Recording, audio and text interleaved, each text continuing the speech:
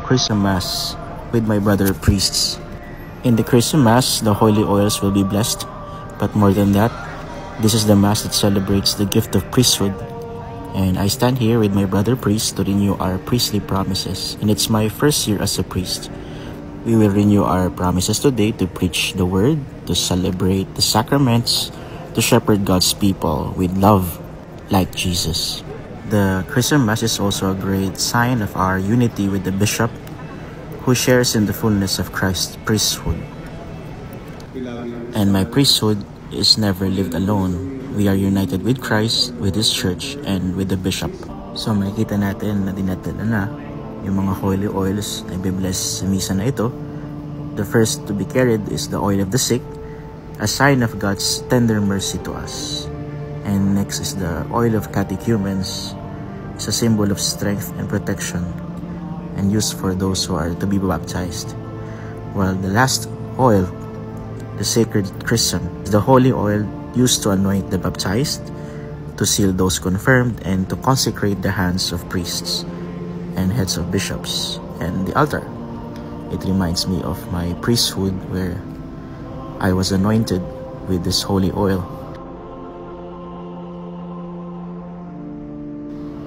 Now we move to the consecration part of the Mass.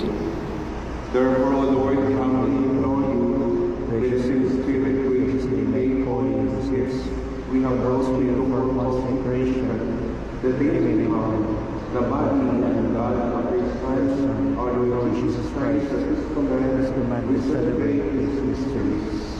Take this solemn meal and eat it, for this is my body, which will be given up for you.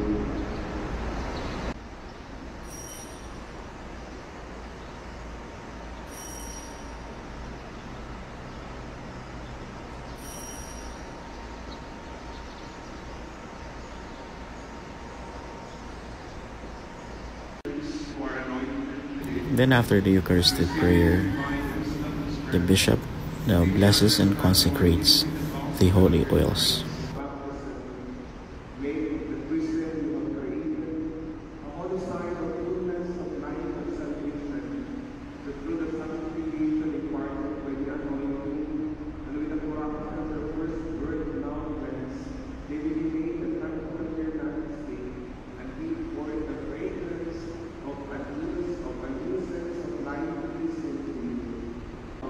At the end of the Mass, dadalhin na yung mga holy oils, ilalagay sa mga paglagyan para maipamamahagi na sa mga parokya at sa mga religious communities. Papakitin kami dun sa Obispado de Cubao. Ayan, makit na kami at kukunin na namin yung holy oil, oil of the sick at chrism oil. So ayun, thank you very much for watching this video of my first Chrism Mass as a priest. Pagdasal niyo po kami mga pare na maging banal at maging maayos na mga pare. God bless.